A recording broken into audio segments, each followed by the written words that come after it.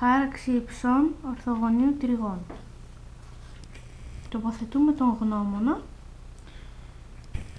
και τραβάμε ένα ύψος από τη γωνία α προς την πλευρά β-γ. Τραβώντας το ύψος βλέπουμε ότι ταυτίζεται με την πλευρά αβ. Τραβώντας το ύψος από τη γωνία γ προς την πλευρά αβ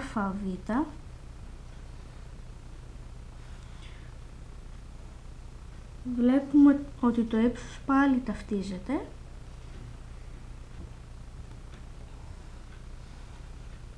Τώρα τραβάμε το ύψος από τη γωνία β προς την πλευρά ΑΓ